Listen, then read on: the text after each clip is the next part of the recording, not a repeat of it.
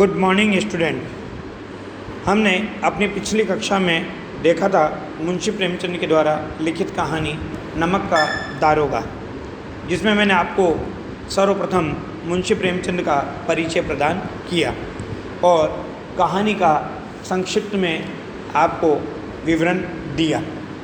हमने कल देखा था कि किस तरह से बंशीधर नौकरी की तलाश में निकलते हैं, किस प्रकार की शिक्षा उनके द्वारा प्राप्त की जाती है और जब वो नौकरी पर निकलते हैं तो उनके पिता बूढ़े मुंशी जी उनको किस प्रकार की शिक्षा देते हैं, जिसके बारे में मैंने कहा भी था कि एक पिता के व्यक्तित्व से इस तरह की शिक्षा पुत्र को देना सामाजिक दृष्टिकोण से या नैतिकता के दृष्टिकोण से कभी उचित नहीं मानी जाती, परंतु पिता आर्थिक विषमता और अभावों से ग्रसित थे तो इस तरह की शिक्षा देने के लिए वो बाध्य थे और इसलिए उन्होंने पुत्र को ईमानदारी के साथ साथ बेईमानी की शिक्षा भी प्रदान की कि ईमानदारी की कमाई से कुछ होने वाला नहीं है, ऊपरी आय का ध्यान रखना। परंतु बंशीधर का व्यक्तित्व यहाँ पर एक ईमानदार, सत्यनिष्ठ और कर्तव्यपरायण दारोगा के रूप में प्रदर्शित किया गया है, जिनके लिए धैर्य अपना मित्र था, बुद्धि अपनी पथ प्रदर्शक थी और आत्मावलंबन ही उनका अपना सहायक था। तो जाते ही उनको नमक के विभाग में नौकरी प्राप्त हो गई, जिसके लिए बड़े से बड़े पदाधिकारी का जी ललचाता था। पटवारीगिरी का सम्मानित पद छोड़ करके भी लोग इस विभाग में आना चाहते थे। आगे देखिए दूसरा दृश्य। अब जाड़े के दिन थे। अब घटनाक्रम का विवरण किया जा रहा है कि कौन सी घटना घटित होती है और किस किस के बीच विवाद होगा। जो मैंने कल आपको बताया था कि दातागंज के जमींदार पंडित अलौपीदीन और बंशीधर, धन और धर्म का युद्ध अब देखने को मिलेगा। जाड़े के दिन थे और रात का समय था। नमक के सिपाही थे और चौकीदार नशे में मस्त थे। मुंशी बंशीधर को यहाँ आए अभी 6 महीनों से अधिक नहीं हुए थे, लेकिन इस थोड़े समय में ही उन्होंने अपनी कार्यकुशलता और उत्तम आचार से, दोनों को अंडरलाइन करो, ये भी बंशीधर के चारित्रिक गुण हैं, एक तो कार्यकुशलता और एक उत्तम आचार कि, लेकिन इस थोड़े समय में ही उन्होंने अपनी कार्यकुशलता और उत्तम आचार से अफसरों को मोहित कर लिया था। अफसर लोग उन पर बहुत विश्वास करने लगे। नमक के दफ्तर से 1 मील पूर्व की ओर जमुना नदी बहती थी। उस पर नावों का एक पुल बना हुआ था। दारोगा जी किवाड़ बंद किए मीठी नींद में सो रहे थे। अचानक आँख खुली तो नदी के प्रवाह की जगह गाड़ियों की गड़गड़ाहट तथा मल्लाहों का कोलाहल सुनाई दिया। मल्लाह नाव चलाने वाले उठ बैठे। इतनी रात गए गाड़ियाँ क्यों नदी के पार जाती है? अवश्य ही कुछ न कुछ गोलमाल है। मतलब उनको संदेह हो गया कि कहीं न कहीं वो कालाबाजारी का व्यवसाय हो रहा है। तर्क ने भ्रम को पुष्ट किया। मतलब कैसे? उनके मन में जो भ्रम था और बुद्धि से जो तर्क उत्पन्न हो रहा था, उस तर्क ने क्या किया, उनके भ्रम को और मजबूत कर दिया और वो इसकी तहकीकात करने के लिए, इसकी जांच करने के लिए स्वयं उठ करके चले गए। वर्दी पहनी, तमंचा जेब में रखा और बात की बात में घोड़ा बढ़ाए हुए पुल पर आ पहुँचे। गाड़ियों की एक लंबी कतार उन्हें पुल के पार जाती हुई दिखाई दी तो उन्होंने डांट कर पूछा, किसकी गाड़ियाँ हैं? अब दारोगा को सामने देख करके सब हक्के बक्के रह गए, अचानक से घबरा गए। थोड़ी देर तक सन्नाटा रहा। आदमियों में कुछ कानाफूसी हुई। तब आगे वाले ने कहा, पंडित अलौपीदीन की। तब उन्होंने पूछा, कौन पंडित अलौपीदीन? ये देखिए यहाँ पर संवादात्मक भाषा शैली है कि एक बोल रहा है, दूसरा प्रत्युत्तर दे रहा है। इस शैली को कहा जाता है संवादात्मक भाषा शैली।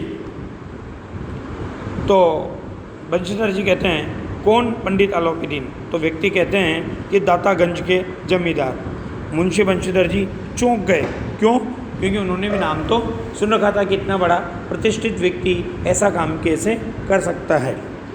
मुंशी बंशीधर जी चौंके। पंडित आलोपीदीन इस इलाके के सबसे प्रतिष्ठित जमींदार थे। लाखों रुपयों का लेन देन करते थे। इधर छोटे से बड़े कौन ऐसे थे जो उनके ऋणी ना हो। ऋणी यानी कर्जदार, मतलब वो हर व्यक्ति की सहायता करते थे, पैसा देते थे और सब लोगों के ऊपर उनका उपकार था। उनका व्यापार भी बड़ा लंबा चौड़ा था। बड़े चलते पुर्जे आदमी थे। अंग्रेज अफसर उनके इलाके में शिकार खेलने आते और उनके मेहमान होते। 12 मास सदाव्रत चलता। सदाव्रत चलना यानी हमेशा अन्न बांटने का व्रत, मतलब जो भी आता उसको भोजन कराने का कार्य। अब आगे देखिए, मुंशी जी ने पूछा गाड़ियाँ कहाँ जाएंगी? उत्तर मिला कानपुर।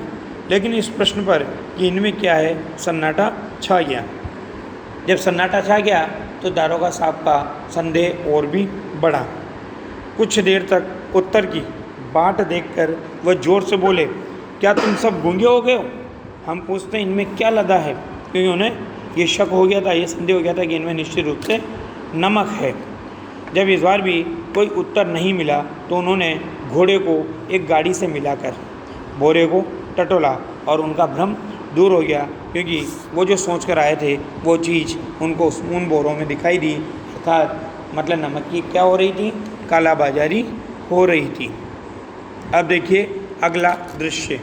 अब यहाँ पर प्रारंभिक अवस्था में क्या बताया गया है, पंडित आलोपीदीन का भौतिक वैभव यानी उसके ठाठ बाट, उसके राजसिक सुखों का वर्णन यहाँ पर किया गया है, जो किसी को भी अपनी ओर आकर्षित कर सकता है। साथ में उनके पास बोलने की वाचालता और धन को बांटने की जो चतुराई थी, उससे भी लोग उनके प्रति समर्पित हो जाते थे। तो यहाँ पर पंडित आलोपीदीन का वर्णन करते हुए लेखक कहते हैं कि पंडित आलोपीदीन अपने सजीले रथ पर सवार कुछ सोते कुछ जागते चले आते थे। अचानक कई गाड़ी वालों ने घबराए हुए आकर के जगाया और बोले, महाराज दारोगा ने गाड़ियाँ रोक दी है और घाट पर खड़े आपको बुलाते हैं। अंडरलाइन करने की बात है, प्रश्न बनेगा आगे। पंडित आलोपीदीन का लक्ष्मी जी पर अखंड विश्वास था और ये बात सत्य भी है। वो कहा करते थे कि संसार का तो कहना ही क्या, स्वर्ग में भी लक्ष्मी का ही राज्य है।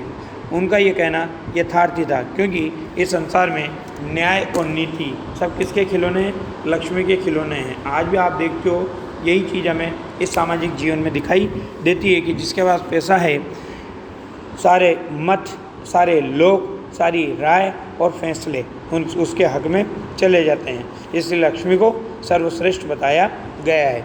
इन्हें वो जैसे चाहती है न चाहती है। लेटे ही लेटे गर्व से बोले, चलो हम आते हैं। ये किस बात का सूचक था, उनकी निश्चिंतता का सूचक था, क्योंकि उन्हें पता था कि वो अपने पैसों के दम पर और अपने बोलने की चतुराई से क्या करेंगे, उस बंशीधर को खरीद लेंगे। परंतु बंशीधर के व्यक्तित्व से वो पूरी तरह परिचित नहीं थे, इसलिए निश्चिंत होकर के उन्होंने क्या कहा कि चलो हम आते हैं। यह कहकर पंडित जी ने बड़ी निश्चिंतता से पान के बीड़े लगाकर खाए, फिर लिहाफ ओढ़े हुए दारोगा के पास आकर के बोले, लिहाफ चादर।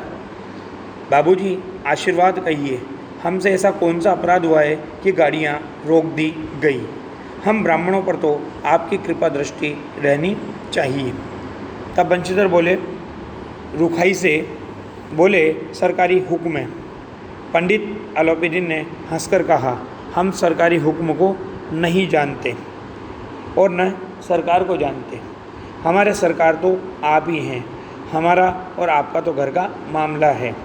हम कभी आपसे बाहर हो सकते हैं? आपने व्यर्थ का कष्ट उठाया, यह तो हो ही नहीं सकता कि इधर से जाएं और इस घाट के देवता को भेंट न चढ़ाएं।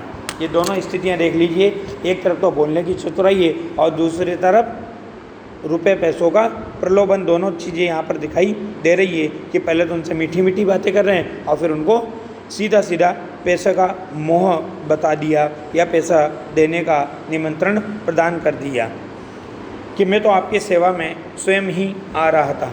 लेकिन बंशीधर पर ऐश्वर्य की मोहिनी बंशी का कुछ भी प्रभाव नहीं पड़ा।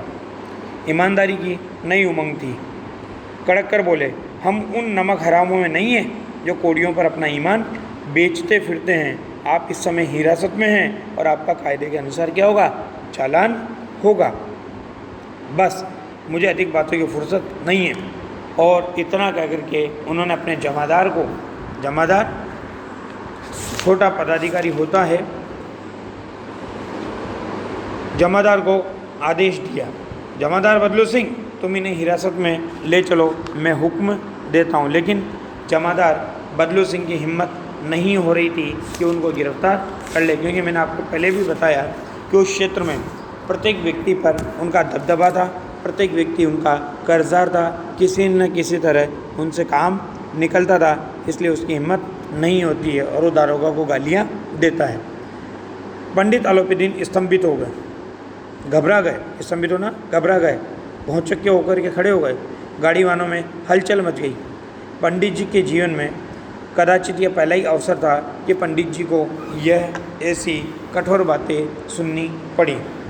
बदलू सिंह आगे बढ़ा, किंतु रोब के मारे ये साहस नहीं हुआ कि उनका हाथ पकड़ सके।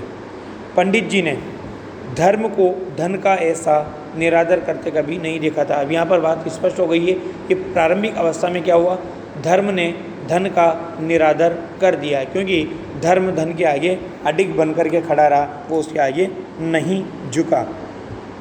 फिर भी उन्होंने अपने बोलने की चतुराई का प्रयोग किया और सोचने लगे कि विचार किया यह अभी उदंड लड़का है, उदंड यानी शैतान, माया मोह के जाल में अभी नहीं पड़ा, अल्लड़ है, झिझकता है। बहुत दीन भाव से बोले, बाबू साहब ऐसा न कीजिए, हम मिट जाएंगे, इज्जत धूल में मिल जाएगी, हमारा अपमान करने से आपके हाथ क्या आएगा, हम किसी तरह आपसे बाहर थोड़े ही हैं। इस तरह से वो उनको बहलाने फुसलाने की कोशिश करने लगा। बंशीधर ने कठोर स्वर में कहा, हम ऐसी बातें नहीं सुनना चाहते। अब आलोपीदीन ने जिस सहारे को चट्टान समझ रखा था वो पैरों के नीचे से खिसकता हुआ मालूम हुआ। स्वाभिमान और धन ऐश्वर्य को कड़ी चोट लगी, किंतु अभी तक धन की सांख्यिक शक्ति का पूरा भरोसा उनको था। अपने मुख्तार से बोले, लाला जी 1000 के नोट बाबू साहब को भेंट करो, आप इस समय भूखे सिंह हो रहे हैं। क्योंकि उन्हें क्या लग रहा था कि ये ज़्यादा पैसे लेना चाहता है, इसलिए इस तरह का कठोरता का व्यवहार कर रहा है। और पिता ने भी ऐसी ही शिक्षा प्रदान की थी कि गरज वाले के साथ कठोरता करने में ही चतुराई है और बेगरज को दाव पर पाना जरा कठिन है। पंडित आलोपीदीन के इस तरह के व्यवहार को देखकर बंशीधर ने गर्म होकर कहा, 1000 नहीं 1,00,000 भी मुझे सच्चे मार्ग से नहीं हटा सकते। अंडरलाइन करना, धर्म की इस बुद्धिहीन दृढ़ता और देव दुर्लभ त्याग पर मन बहुत झुंझलाया। अब दोनों शक्तियों में संग्राम होने लगा। धन ने उछल उछल कर आक्रमण करने शुरू कर दिए। 1 से 5, 5 से 10, 10 से 15 और 15 से 20,000 तक बात पहुंच गई, नौबत पहुंच गई। किंतु धर्म अलौकिक वीरता के साथ इस धन की बहुसंख्यक सेना के सम्मुख अकेला पर्वत की भांति अटल और अविचलित खड़ा था। आलोपीदीन आखिर में निराश हो गए और निराश होकर बोले, अब इससे अधिक मेरा साहस नहीं है, आगे आपको अधिकार है। तब फिर बंशीधर ने क्या किया, अपने जमादार को ललकारा। बदलू सिंह मन में दारोगा जी को गालियां देता हुआ पंडित आलोपीदीन की ओर बढ़ा। पंडित जी घबरा कर 2-3 कदम पीछे हट गए और अत्यंत दीनता से बोले, बाबू साहब ईश्वर के लिए मुझ पर दया कीजिए, मैं 25,000 पर निपटारा करने को तैयार हूँ। यहाँ पर देखिए, अब जो बात आ रही है ये संवादात्मक भाषा शैली में पूरा पाठ चल रहा है हमारा।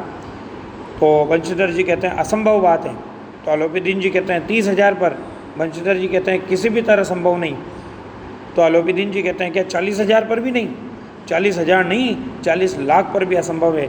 बदलू सिंह इस आदमी को अभी हिरासत में ले लो, अब मैं एक शब्द भी नहीं सुनना चाहता। अंडरलाइन करना, धर्म ने धन को पैरों तले उछल डाला। आपको जब ये प्रश्न पूछा जाएगा तो आपको इस घटनाक्रम का उल्लेख करना होगा कि धर्म ने धन को किस तरह से पैरों तले कुचल डाला, अर्थात धर्म अलौकिक वीरता के साथ उस धन के सम्मुख खड़ा रहा, वो उसके आगे नहीं झुका। चारों ओर निराश और आलोपीदीन ने एक हष्टपुष्ट मनुष्य को हथकड़ियाँ लिए हुए अपनी तरफ आते देखा।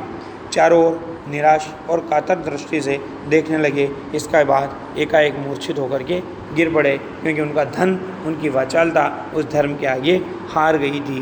धन्यवाद।